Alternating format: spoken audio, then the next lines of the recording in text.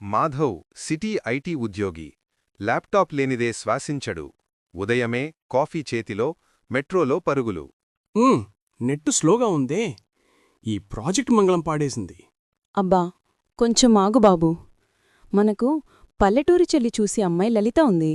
మాధవకి తెలియకముందే పెళ్లి ఫిక్స్. పల్లెటూరి అందమైన లలితతో.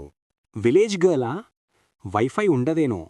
బిడ్డా, పల్లెటూరి మనసు గోల్డ్ లాంటిది అని అమ్మ చెబుతుంది. గూగుల్ మ్యాప్స్ కూడా ఇక్కడ సిగ్నల్ చూపించడం లేదు. లలిత చీమంత పనిచేస్తుంది.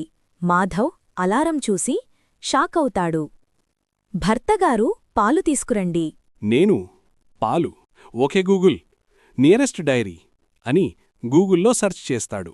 మామగారు పెట్టిన వంకాయ పులుసు తింటూ మాధవ్ చెమటలు పట్టాడు. ఇది స్పైసీ కాదు, ఫైరీ అని అంటాడు మాధవ్. అదే మా పల్లెటూరి స్పెషాలిటీ అల్లుడుగారు అంటూ అందరూ నవ్వుతారు. ఒకరోజు పంట పొలానికి వెళ్లాడు.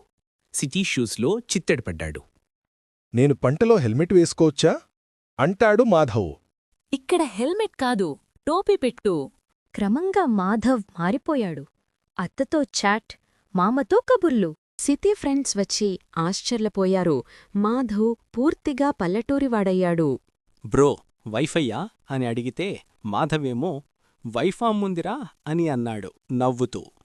లలిత తోడుగా ఉంటే పల్లెటూరే స్వర్గమనిపించింది. ఇక్కడ స్ట్రెస్ లేనేలేదు. సిటీలో నాయిస్ మాత్రమే. ఇక్కడ మనసులు మోగుతాయి. ఒకరోజు లలిత, మనం సిటీలో కొత్త లైఫ్ మొదలెట్టుదామా అంటుంది. ఇప్పుడు నాకు ఈ పల్లెటూరు సిటీలా ఉంది. పల్లెటూరి ప్రేమే అసలు లైఫ్.